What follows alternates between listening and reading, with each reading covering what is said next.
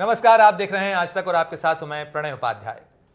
रूस के राष्ट्रपति व्लादिमीर पुतिन भारत आने वाले हैं। उनकी यात्रा को लेकर जबरदस्त तैयारियां चल रही हैं। मॉस्को में भी चल रही हैं, दिल्ली में भी चल रही हैं और कई लोगों के मन में यह सवाल है, उत्सुकता है कि आखिर राष्ट्रपति पुतिन का 4 साल बाद हो रहा यह भारत का दौरा किस लिहाज से महत्वपूर्ण है, भारत के लिए उसमें क्या क्या है, क्या होने वाला है, क्या कुछ बड़ा इस मुलाकात और बातचीत से निकलने वाला है। तो इसी मुद्दे पर बातचीत करने के लिए एक बेहद खास मेहमान हमारे साथ हैं, अभय सिंह जी, जो कि रूस में एकमात्र भारतीय नेता हैं, राजनेता हैं और एमएलए हैं, विधायक हैं कुर्स्क के प्रांत के अंदर। बहुत बहुत स्वागत है सर आपका आज तक। धन्यवाद। तो सर, सबसे पहले तो हम आपको वहाँ से देखते रहे और आज आप हमारे साथ हैं, चर्चा कर रहे हैं और राष्ट्रपति पुतिन की यात्रा के सिलसिले में ही आपका आना भी हुआ है। जो सवाल लोगों के मन में है कि राष्ट्रपति पुतिन का ये दौरा भारत और रूस के रिश्तों के लिहाज से, इस साझेदारी के लिहाज से क्यों और कैसे महत्वपूर्ण है, क्या नया और क्या बड़ा होने वाला है? देखिए, ये दौरा तो काफ़ी ज़्यादा महत्वपूर्ण है। राष्ट्रपति पुतिन वेस्ट कुछ पश्चिमी देशों के गलत कोर्ट के रवैये, इलीगल रवैया हम उसको मानते हैं, इसके चलते सब कंट्री नहीं जाते हैं। अगर जाना है उसी कंट्री में जाते हैं जो ओवर कॉन्फिडेंस होता है और केवल उस कंट्री में नहीं, उस कंट्री के ऊपर किसी दूसरे कंट्री का प्रभाव ना हो, उस कंट्री में ही जाते हैं। यह आना बहुत बड़ी बात है और काफ़ी दिन के बाद आ रहे हैं। प्रधानमंत्री नरेंद्र मोदी तो कई बार रशिया जा चुके हैं, अलग अलग स्टेट में, मॉस्को भी आए हैं, लेकिन इतने दिनों के बाद पुतिन साहब का आना एक केवल विजिट ही नहीं है।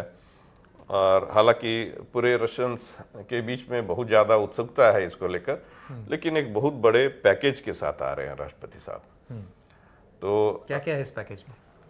इस पैकेज में देखिए, बायलैटरल रिलेशन पे बात होगी, आर्मी पे बात होगी, पेट्रोल पे बात होगी, रशिया एक एग्रीकल्चर कंट्री है, एग्रीकल्चर पे बात होगी, टेक्नोलॉजी एक्सचेंज पे बात होगी, वर्क, हिंदुस्तान के लोग जो काम करने जाना चाहते हैं रशिया में, उनके वर्क परमिट पे ही बात होगी, जिसको वेस्ट कंट्री, आप अमेरिका की बात कर लीजिए डायरेक्ट, वो लोग उसको मना कर रहे हैं कि इंडियंस को आउट करो, बेइज्जत करके वहाँ से भेजे हैं हथकड़ी और सिक्कर लगा के, हम लोग बुला रहे हैं, आइए हमारे यहाँ काम करिए। तो रूस की ये वेलकम पॉलिसी है जो भारत के कामगारों के लिए, पेशेवरों के लिए एक संभावना के नए दरवाजे खोल सकती है। बिल्कुल बिल्कुल। आपने जिक्र किया रक्षा सहयोग का, तो सबसे पहले उसी पे बात करते हैं क्योंकि बहुत सारी चर्चा हो रही है कि सुखोई 57 भारत को मिल सकता है, रूस की तरफ से प्रस्ताव दिया गया। इसके अलावा जो नए मिसाइल सिस्टम्स हैं, air defence system S-400 Bharat के पास है ही सही, उसकी अतिरिक्त आपूर्ति हो सकती है। इसके साथ साथ S-500 का प्रस्ताव भी दिया गया है। इसके अलावा भी बहुत सारी ऐसी चीज़ें हैं जो रूस की तरफ से भारत को ऑफर की जा रही हैं। क्या कुछ है वो चीज़ें? देखिए, Su-57 तो अभी दुनिया का सबसे लेटेस्ट टेक्नोलॉजी 6th जनरेशन का फाइटर प्लेन है, उसकी ज़रूरत है। और रशिया का जो फाइटर प्लेन है वो सदियों से हिंदुस्तान में उसका टेस्टिंग हो चुका है, उस पर प्रैक्टिस हो चुकी है, परखा हुआ वो हवाई जहाज है, टेस्टेड जिसको कहते हैं या। लेकिन अभी आप इस साल के स्टार्ट में आप देखेंगे जो घटना हुई हिंदुस्तान में, उसके बाद अब Su-57 पे ज़्यादा ध्यान दिया जा रहा है, ऑपरेशन सिंदूर, या जो है ये सुखोई फाइटर प्लेन है। ये एक हिंदी वर्ड से भी टैली करता है, आपको तो पता है रशियन बहुत सारे वर्ड जो हैं वो हिंदी, संस्कृत और रशियन से मैच करते हैं। सुखोई इसका मतलब हिंदी में सूखा होता है, इंग्लिश में ड्राई बोल सकते हैं उसको, सूखोई रशियन में बोलते हैं।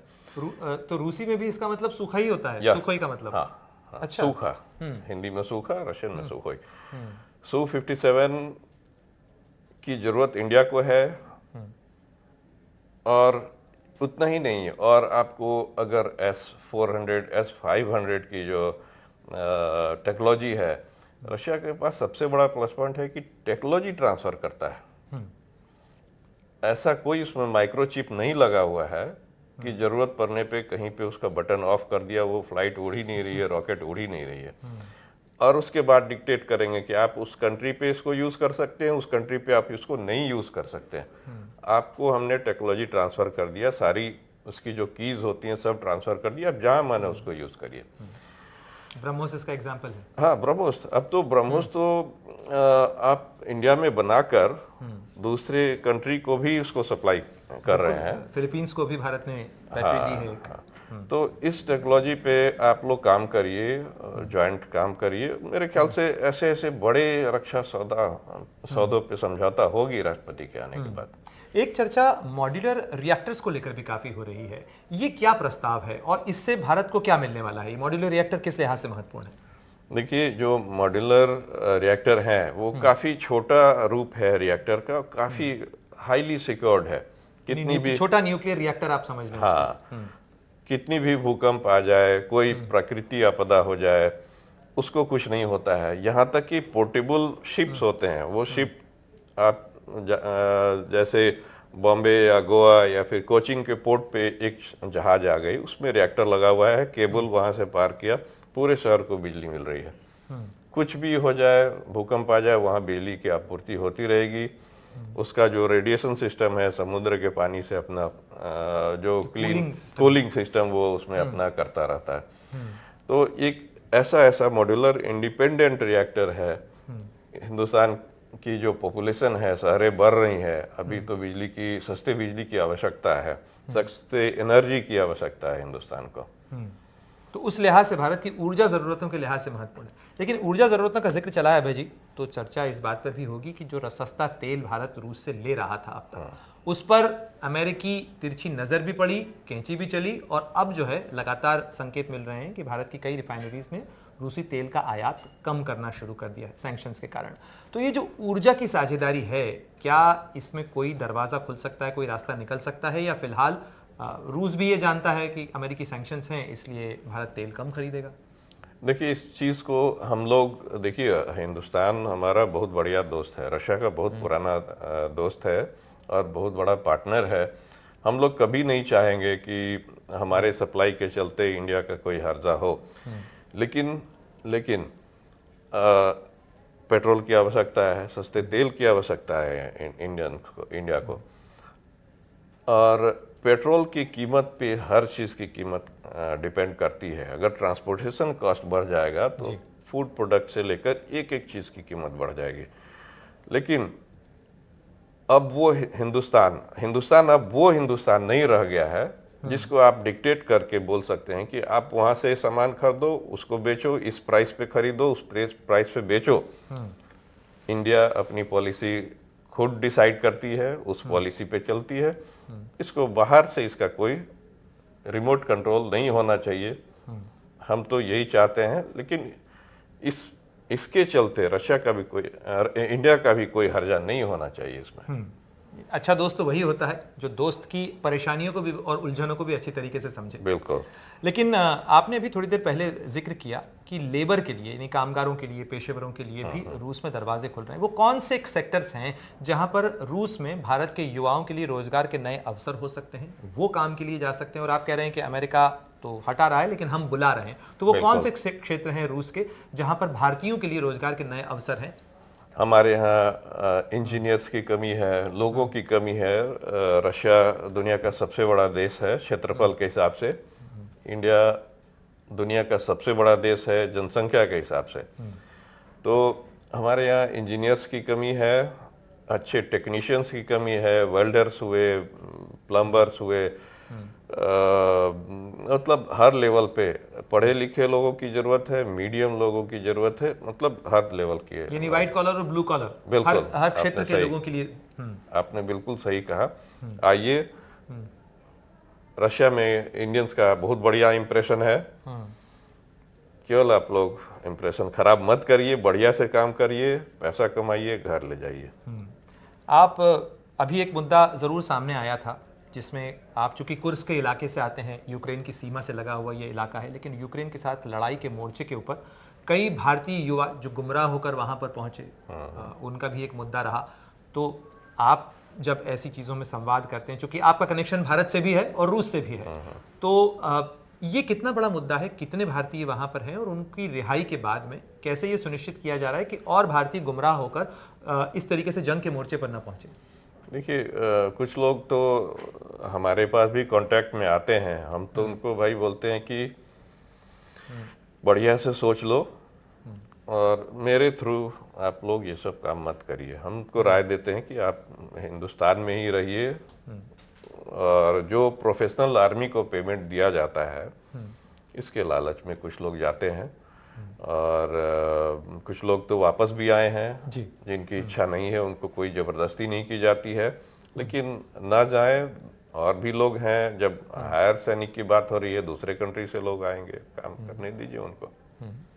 चूंकि रोजगार पे बात चल रही है, आप बिहार अभी होके ही आए हैं वहाँ पे, बिहार में भी तो जनता का जनादेश भी सामने आया है, रोजगार एक बड़ा मुद्दा रहा है बिहार के अंदर। बिहार के जो आम युवा हैं उत्तर प्रदेश में या ऐसे राज्य जहाँ से अधिकतर कह लीजिए लेबर माइग्रेशन ज़्यादा होता है, क्या रूसी भाषा जानने पर ही वो वहाँ काम कर पाएंगे? उनके लिए भी क्या कुछ संभावना बनती है या कुछ इस तरीके की कोशिशें हो रही हैं कि उनको भी वहाँ रोजगार के अवसर मिल सकें? हाँ बिल्कुल, इस पे काम किया जा रहा है। अगर रूसी भाषा जानते हैं उनको काम करने में काफ़ी सहूलियत मिलती है। जो नहीं जानते हैं, जैसे मिस्त्री हैं, 10 मिस्त्री कंस्ट्रक्शन में काम कर रहे हैं, उनके ऊपर एक हेड होता है। वो हेड जो है दोनों लैंग्वेज को जानता है, हिंदी और रशियन जानता है। वो उनको काम समझाता है और उनके काम को कंट्रोल करता है। ये एक तरीका निकाला गया है। इस तरह से लोग ऑलरेडी बिना भाषा जाने हुए भी अब उस पर काम कर रहे हैं। तो लोग जा रहे हैं वहाँ भी? काफ़ी लोग जा रहे हैं। हमने फ्लाइट पे ध्यान दिया, आधी फ्लाइट जो है पीछे वो पूरा आधी फ्लाइट वर्कर से भरी होती है। काफ़ी महत्वपूर्ण बात है। एक और बड़ी महत्वपूर्ण बात इस समय चर्चाओं में हो रही है क्योंकि राष्ट्रपति पुतिन के साथ में एक बड़ा बिजनेस डेलीगेशन भारत आ रहा है और अभी तक ये रहा कि भारत और रूस के संबंध तो बहुत पुराने हैं, बहुत प्रगाढ़ हैं, बहुत अच्छे हैं, लेकिन बिजनेस रिलेशन, ट्रेड रिलेशन, उसमें आंकड़ा बहुत धीमा रहा, बहुत सुस्त रहा। वो तो तेल के कारण जो है आंकड़ा करीब 68-70 अरब डॉलर तक पहुंचा है, लेकिन लक्ष्य बहुत महत्वाकांक्षी है, 100 अरब डॉलर करना है और यदि तेल बंद हो जाता है तो ये आंकड़ा नीचे आ जाएगा। ट्रेड बढ़ाने को लेकर राष्ट्रपति पुतिन भी एक योजना लेके आ रहे हैं और माना जा रहा है कि यहाँ पर एक बड़ा बिजनेस इवेंट भी जो है जिसमें राष्ट्रपति पुतिन और प्रधानमंत्री मोदी मौजूद होंगे। बिजनेस कैसे बढ़ा रहे हैं भारत और रूस मिलकर और कौन से नए फ्रंटियर्स आइडेंटिफाई किए गए हैं कि यहाँ मिलकर भारत और रूस काम कर सकते हैं, क्योंकि रूस भारत को बेचता ज़्यादा है सामान और खरीदता कम है, ऐसा क्यों? देखिए, हर किसी भी कंट्री में काम करने का एक अपना तरीका होता है। अब अमेरिका में जो काम कर रहा है वो अफ्रीका में काम नहीं कर सकता है। हर देश का अपना एक सिस्टम है कैसे काम करना है। इंडियन बिजनेसमैन को रशिया में कैसे काम करना है, रशियन लोग इंडिया में कैसे काम कर सकते हैं, इसी के लिए ये जो इवेंट किया जा रहा है काफ़ी इम्पोर्टेंट है।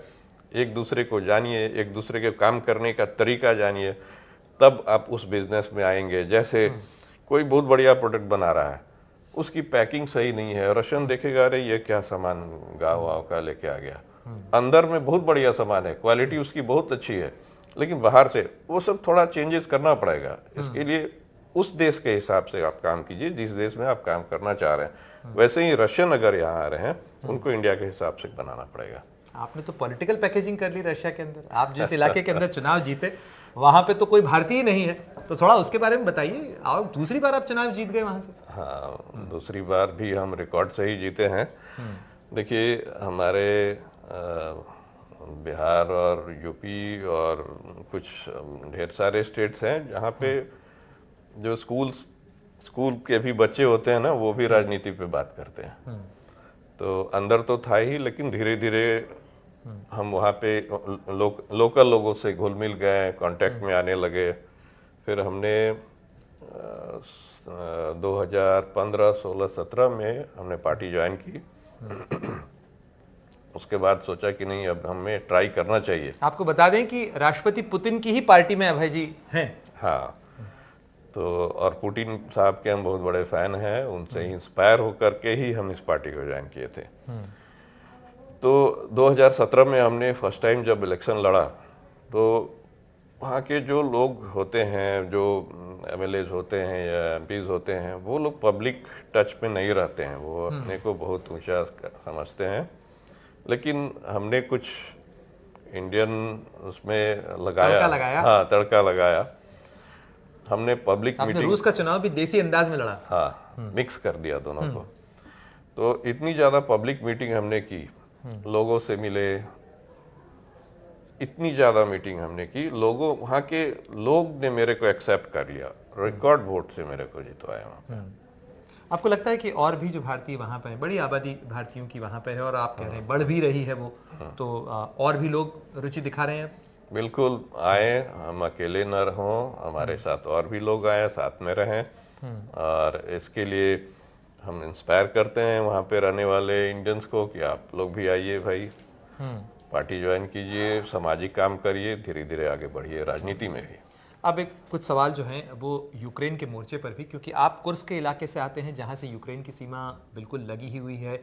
क्या हालात हैं वहां पर इस समय, और क्या वो खौफ जिसकी तस्वीरें नज़र आती हैं वो वहां नज़र आ रहा है? आप सीमा की बात कर रहे हैं उस तरफ, यूक्रेन की तरफ, या सीमा रशिया की तरफ की बात कर सीमा रहे हैं? के इलाके में, चूंकि रूस के इलाके में भी। रूस के इलाके में देखिए, रूस में जो बॉर्डर एरिया हमारा कुर्स्क का, वहाँ तो कुछ डिस्टर्बेंस है, ड्रोन्स आ जाते हैं क्योंकि काफ़ी नज़दीक है।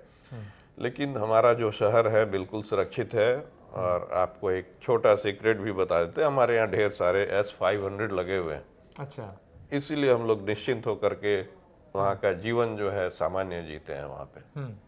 जब तक S-500 तब तक डरने की कोई ज़रूरत नहीं। नहीं, खैर डर का सवाल नहीं, लेकिन चूंकि डिसरप्शन है, हमें याद है उस समय जब भारतीय छात्र फंसे थे तब भी बोल्गोरोद से उनको निकालने की कोशिश हो रही थी, वो नहीं हो पाया, फिर बाद में उनको लवीव के रास्ते से निकालना पड़ा था। बिल्कुल बिल्कुल। हम लोगों ने काफ़ी तैयारी करी थी, पूरी तैयारी करके रखी थी, और इंडिया से स्पेशल एक हवाई जहाज भी गई हुई थी। कुर्स्क नहीं गया था। कुर्स्क के बगल में एक शहर है वारोनिश, वहाँ पे इंडियन आर्मी की प्लेन बड़ी सी लगी हुई थी। लोगों को वहाँ से निकाल के हम लोग कुर्स्क के थ्रू वारोनिश भेजने वाले थे बच्चों को, और वहाँ से उनको इंडिया आना था। सारी तैयारी हो चुकी थी, एम्बेसी के लोग आए हुए थे, आर्मी के लोग आए हुए थे, इंडियन आर्मी के। हमारे भी रशियन आर्मी भी इस पर बहुत सारा काम की थी। हमने 126 बस वहाँ भिजवा के रखा था, बॉर्डर पे तैयार थे जब आएंगे। लेकिन रशिया तो तैयार था, यूक्रेन के साइड से परमिशन नहीं दिया गया, इसलिए हम लोग रिस्क लेना नहीं चाहे, इसलिए बच्चों को हम लोग वहाँ पे नहीं बुलाए। तो चलिए अभय जी, बहुत अच्छा लगा आपसे बातचीत करके। और ये तमाम चीज़ें, राष्ट्रपति पुतिन की इस यात्रा को अगर आप एक वाक्य में समेटना चाहें तो आप क्या कहेंगे कि किस तरीके से भारत के लोग राष्ट्रपति पुतिन की इस यात्रा को देखें, और इसके आगे आप अगले दशक की जो यात्रा है भारत और रूस के रिश्तों की, उसको किस दिशा में जाते हुए देखते हैं यहाँ से? देखिए, राष्ट्रपति पुतिन की यात्रा, हिंदुस्तान यात्रा पे सारे रशियन, केवल रशियन लीडर्स ही नहीं, सारे रशियन सिटीजन की नज़र है। सब लोग एक उम्मीद लगाए हुए हैं। हम चाहते हैं कि उसी उम्मीद के साथ हिंदुस्तान की जनता, हिंदुस्तान के एक एक लोग इस विज़िट को देखें, उसको उनको रिसीव करें। पुतिन साहब केवल रशिया के लीडर नहीं हैं, वो एक वर्ल्ड लीडर हो चुके हैं। तो आप लोग बढ़िया से उनको रिसीव करिए, एग्रीमेंट साइन करिए, दोनों देशों के भलाई के लिए काम करिए। चलिए, बहुत बहुत धन्यवाद अभय जी आपका समय देने के लिए, ये चर्चा हमारे साथ करने के लिए, और बहुत सारी बातें जो आपने बताई। उम्मीद की जानी चाहिए कि राष्ट्रपति पुतिन की इस यात्रा के अंदर वो तमाम जो परिणाम हैं, नतीजे हैं, निष्कर्ष हैं, वो ज़रूर इस वार्ता से निकलेंगे।